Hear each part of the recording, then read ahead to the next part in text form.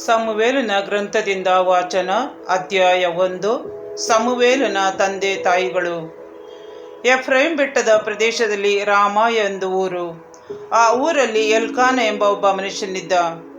ಇವನು ಯೆರೋಹಾಮನ ಮಗ, ಎಲೀಹುವಿನ ಮೊಮ್ಮಗ ಹಾಗೂ ತೋಹುವಿನ ಮರಿಮಗ. ಈ ತೋಹು ಎಂಬುವನು ಎಫ್ರೈಮಿನಾದ ಚೂಫನ ಮಗ. ಎಲ್ಕಾನನಿಗೆ 2 ಹೆಂಡತಿಯರು, ಒಬ್ಬಳು ಹನ್ನ, ಇನ್ನೊಬ್ಬಳು ಪೆನಿನ್ನ. ಪೆನಿನ್ನಿಗೆ ಮಕ್ಕಳು ಇದ್ದರು, ಆದರೆ ಹನ್ನಳಿಗೆ ಇರಲಿಲ್ಲ. ಎಲ್ಕಾನನು ಪ್ರತಿ ವರ್ಷ ರಾಮಾದಿಂದ ಶಿಲೋವಿಗೆ ಹೋಗಿ ಸೇನಾಧೀಶ್ವರರಾದ ಸರ್ವೇಶ್ವರ ಸ್ವಾಮಿಗೆ ಬಲಿದಾನವನ್ನು ಸಮರ್ಪಿಸಿ ಆರಾಧಿಸುತ್ತಿದ್ದನು. ಅಲ್ಲಿ ಎಲೀಯನ ಮಕ್ಕಳಾದ ಹೋಫ್ನಿ, ಫಿನೆಹಾಸ ಎಂಬುವರು ಸರ್ವೇಶ್ವರನ ಯಾಜಕರಾಗಿದ್ದರು. ಎಲ್ಕಾನನು ಬಲಿಯರ್ಪಿಸಿದಾಗಲೆಲ್ಲ ತನ್ನ ಹೆಂಡತಿಯಾದ ಪೆನಿನ್ನಳಿಗೂ ಆಕೆಯೆಲ್ಲ ಗಂಡು ಹೆಣ್ಣು ಮಕ್ಕಳಿಗೂ ಬಲಿ ಭೋಜನದ 1 ಭಾಗವನ್ನು ಕೊಡುತ್ತಿದ್ದನು.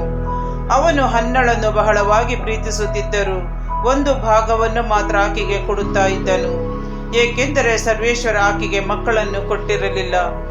ಇದಲ್ಲದೆ ಸರ್ವೇಶ್ವರ ನಿನ್ನನ್ನು ಬಂಜೆಯಾಗಿ ಮಾಡಿದ್ದಾರೆ ಎಂಬ ಚುಚ್ಚು ಮಾತುಗಳಿಂದ ನೋಯಿಸುತ್ತಿದ್ದಳು ಅವಳ ಸವತಿಯಾದ ಪೆನಿನ್ನಳು.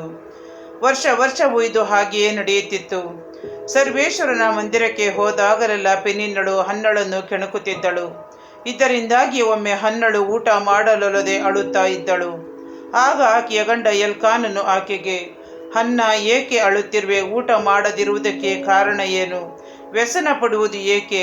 10 ಮಕ್ಕಳಿಗಿಂತಲೂ ನಾನು ನಿನಗೆ ಹೆಚ್ಚಲ್ಲವೇ ಎಂದನು. ಹನ್ನಳ ಪ್ರಾರ್ಥನೆ. ಶಿಲೋವಿನಲ್ಲಿ ಅವರು ಅನ್ನಪಾನಗಳನ್ನು ತೆಗೆದುಕೊಂಡ ಮೇಲೆ ಹನ್ನಳು ಎದ್ದು ಸರ್ವೇಶ್ವರನ ಮಂದಿರಕ್ಕೆ ಬಂದಳು. ಯಾಜಕ ಎಲೀಯನು ಆ ಮಂದಿರದ ದ್ವಾರದ ನಿಲುವು ಪಟ್ಟಿಗಳ ಬಳಿ ಒಂದು ಪೀಠದ ಮೇಲೆ ಕುಳಿತಿದ್ದನು. ಹನ್ನಳು ಬಹು ದುಃಖದಿಂದ ಕಣ್ಣೀರಿಡುತ್ತಾ ಸರ್ವೇಶ್ವರನಲ್ಲಿ ಹೀಗೆಂದು ಪ್ರಾರ್ಥಿಸಿದಳು. ಸರ್ವಶಕ್ತರಾದ ಸರ್ವೇಶ್ವರ, ನಿಮ್ಮ ದಾಸಿಯಾದ ನನ್ನ ದುಃಖವನ್ನು ನೀಗಿಸಿರಿ, ನನ್ನನ್ನು ಪರಾಂಭರಿಸಿರಿ. ನನ್ನನ್ನು ತಿರಸ್ಕರಿಸದೆ ಕನಿಕರಪಟ್ಟು ನನಗೊಬ್ಬ ಮಗನನ್ನು ಅನುಗ್ರಹಿಸಿ ಅವನನ್ನು ಅಮರಣಾಂತ ನಿಮಗೆ ಸಮರ್ಪಿಸುವೆನು. ಅವನ ತಲೆಯ ಮೇಲೆ ಕ್ಷೌರ ಕತ್ತಿಯನ್ನು ಬರಗೊಡುವುದಿಲ್ಲ ಎಂದು ಹರಕೆ ಮಾಡುತ್ತೇನೆ. ಹನ್ನಳು ಬಹಳ ಹೊತ್ತಿನವರೆಗೆ ಸರ್ವೇಶ್ವರನ ಮುಂದೆ ಪ್ರಾರ್ಥನೆ ಸಲ್ಲಿಸುತ್ತಾ ಇದ್ದಳು. ಏಲಿ ಆಕೆಯ ಬಾಯನ್ನು ಗಮನಿಸಿದನು.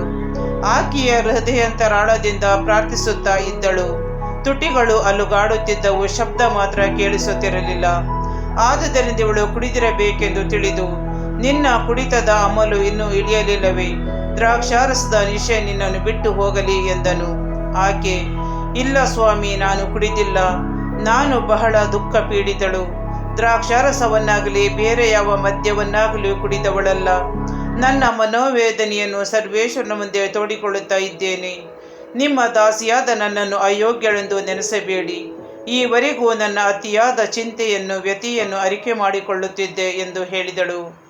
ಆಗ ಏಲಿ ಆಕೆಗೆ, ಸಮಾಧಾನದಿಂದ ಹೋಗು, ಇಸ್ರಾಯೇಲಿನ ದೇವರು ನಿನ್ನ ಪ್ರಾರ್ಥನೆಯನ್ನು ಈಡೇರಿಸಲಿ ಎಂದನು. ನಿಮ್ಮ ದಾಸಿಯಾದ ನನ್ನ ಮೇಲೆ ಕರುಣೆ ಇರಲಿ ಎಂದು ಹೇಳಿ ಆಕೆ ಅಲ್ಲಿಂದ ಹೊರಟು ಹೋಗಿ ಊಟ ಮಾಡಿದಳು. ಬಳಿಕ ಅವಳ ದುಃಖ ದೂರವಾಯಿತು. ಸಮುವೇಲನ ಜನನ ಮತ್ತು ಸಮರ್ಪಣೆ.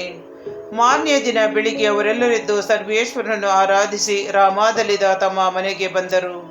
ಎಲ್ಕಾನನು ತನ್ನ ಹೆಂಡತಿಯಾದ ಹನ್ನಳನ್ನು ಕೂಡಲು ಆಕೆ ಸರ್ವೇಶ್ವರನ ಅನುಗ್ರಹದಿಂದ ಗರ್ಭಿಣಿಯಾದಳು. ದಿನ ತುಂಬಿದ ಮೇಲೆ ಒಬ್ಬ ಮಗನನ್ನು ಹೆತ್ತಳು. ನಾನು ಇವನನ್ನು ಸರ್ವೇಶ್ವರನಿಂದ ಬೇಡಿ ಪಡೆದೆ ಎಂದು ಹೇಳಿ ಆ ಮಗುವಿಗೆ ಸಮುವೇಲ ಎಂದು ಹೆಸರಿಟ್ಟಳು. ವಾಡಿಕೆಯ ಪ್ರಕಾರ ಎಲ್ಕಾನನು ಕುಟುಂಬ ಸಹಿತವಾಗಿ ಸರ್ವೇಶ್ವರನಿಗೆ ವಾರ್ಷಿಕ ಬಲಿಯನ್ನು ಅರ್ಪಿಸಲು ಹಾಗೂ ಹರಕೆಯನ್ನು ತೀರಿಸಲು ಶಿಲೋವಿಗೆ ಹೋಗಲು ಸಿದ್ಧನಾದ. ಹನ್ನಳು, ಮಗನು ಮೊಲೆ ಬಿಡುವವರೆಗೂ ನಾನು ಬರುವುದಿಲ್ಲ. ಅವನು ಸರ್ವೇಶ್ವರನ ಸನ್ನಿಧಿಯಲ್ಲಿ ಕಾಣಿಸಿಕೊಂಡು ಬಾಳಿನುದ್ದಕ್ಕೂ ಅಲ್ಲಿಯೇ ಇರುವ ಹಾಗೆ ಆಮೇಲೆ ತೆಗೆದುಕೊಂಡು ಬರುತ್ತೇನೆ ಎಂದು ಹೇಳಿದಳು. ಗಂಡನಾದ ಎಲ್ಕಾನನು, ಹಾಗೆಯೇ ಆಗಲಿ, ನಿನಗೆ ಸರಿ ತೋರಿದಂತೆ ಮಾಡು. ಮಗು ಮೊಲೆ ಬಿಡುವವರೆಗೆ ಮನೆಯಲ್ಲಿ ಇರು. ಸರ್ವೇಶ್ವರ ನಿನ್ನ ಮಾತನ್ನು ದೃಢವಾಗಿಸಲಿ ಎಂದನು. ಮಗು ಮೊಲೆ ಬಿಡುವ ತನಕ ಹನ್ನಳು ಮನೆಯಲ್ಲೇ ಇದ್ದು ಅವನನ್ನು ಆರೈಕೆ ಮಾಡಿದಳು. ಆ ನಂತರ ಆಕೆ ಮಗನನ್ನು ಶಿಲೋವಿನಲ್ಲಿದ್ದ ಸರ್ವೇಶ್ವರನ ಮಂದಿರಕ್ಕೆ ತಂದಳು. ಅವನು ಇನ್ನೂ ಚಿಕ್ಕವನು ಆಗಿದ್ದನು. ಜೊತೆಗೆ ಅವರು 3 ವರ್ಷದ ಹೋರಿಯೊಂದನ್ನು, 10 ಕಿಲೋಗ್ರಾಂ ಹಿಟ್ಟನ್ನು ಹಾಗೂ 1 ತಿತ್ತಿ ದ್ರಾಕ್ಷಾರಸವನ್ನು ತಂದಿದ್ದರು. ಆ ಹೋರಿಯನ್ನು ಬಲಿದಾನ ಮಾಡಿದ ಮೇಲೆ ಮಗುವನ್ನು ಏಲಿಯ ಬಳಿಗೆ ತರಲಾಯಿತು. ಹನ್ನಳು ಏಲಿಗೆ, ಸ್ವಾಮಿ, ನಿಮ್ಮ ಜೀವದಾಣೆ, ಹಿಂದೊಮ್ಮೆ ಸರ್ವೇಶ್ವರನ ಸನ್ನಿಧಿಯಲ್ಲಿ ಪ್ರಾರ್ಥನೆ ಮಾಡುತ್ತಾ ಇಲ್ಲಿ ನಿಮ್ಮ ಹತ್ತಿರ ನಿಂತಿದ್ದ ಮಹಿಳೆ ನಾನೇ. ಸರ್ವೇಶ್ವರ ನನ್ನ ಪ್ರಾರ್ಥನೆಯ ಫಲವಾಗಿ ಅನುಗ್ರಹಿಸಿದ ಮಗನು ಇವನೇ. ಇವನನ್ನು ಸರ್ವೇಶ್ವರನಿಗೆ ಸಮರ್ಪಿಸಿ ಬಿಟ್ಟಿದ್ದೇನೆ. ಬದುಕಿರುವ ತನಕ ಇವನು ದೇವರಿಗೆ ಪ್ರತಿಷ್ಠಿತನು ಎಂದು ಹೇಳಿದಳು. ಬಳಿಕ ಅವರು ಸರ್ವೇಶ್ವರ ಸ್ವಾಮಿಯನ್ನು ಆರಾಧಿಸಿದರು.